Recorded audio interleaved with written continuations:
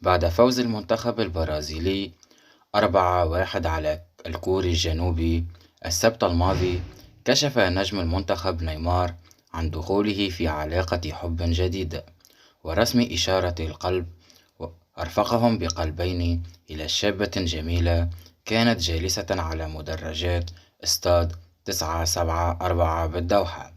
حبيبة نيمار الجديدة ليست إلا عارضة الأزياء البرازيلية الجميلة جيسيكا توريني، وعمرها 30 عامًا مثله.